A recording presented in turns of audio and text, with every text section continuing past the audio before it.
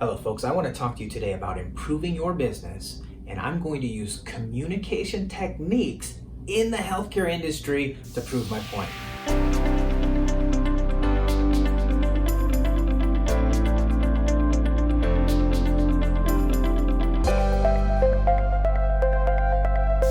Okay, so we've all been to the doctor's office. And when we go to the doctor's office, we interact with a lot of different people. We have people in the front office, kind of here, right?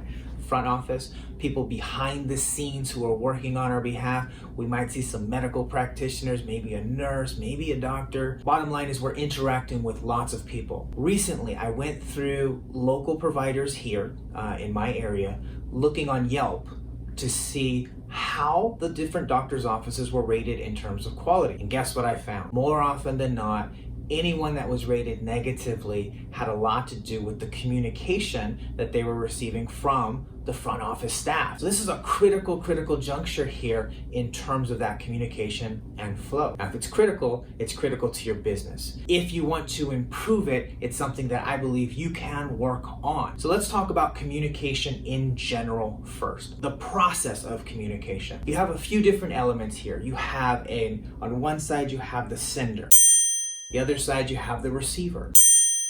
You have a loop that comes across with a message being sent. It's being decoded by the receiver. And then most critically, and this is where communication tends to fail, feedback should happen. This lesson, today we're talking about using feedback to improve your communication technique. Now, how often does a person create a message and send it out directly to someone thinking it's the perfect message, thinking I've spent a lot of time thinking about what I want to say, how I'm going to say it, and they send it out and then say, oh, it's done. How often can that fail? Well, not surprisingly, it fails quite a bit. Sending out that message, I intended it to be received a certain way, but my intent may not be how it's received. So let's go back to this front office scenario. The front office, they're responsible for a lot of different moving parts in a medical practice. One of them being the scheduling element, scheduling both the patients to come in at certain times,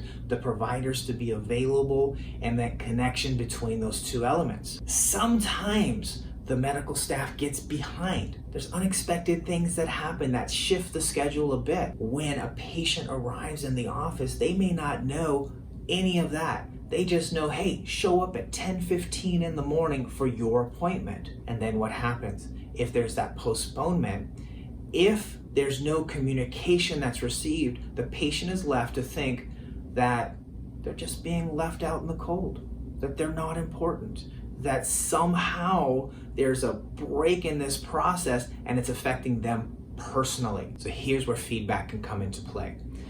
Shifting priorities throughout the course of the day requires some type of dynamic communication. The original message was sent to the patient.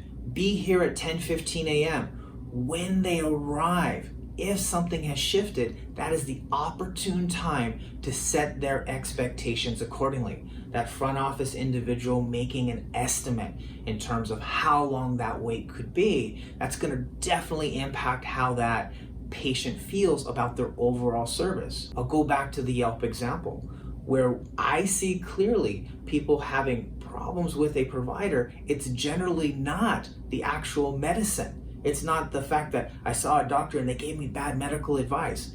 That's kind of rare in the reviews that I've seen.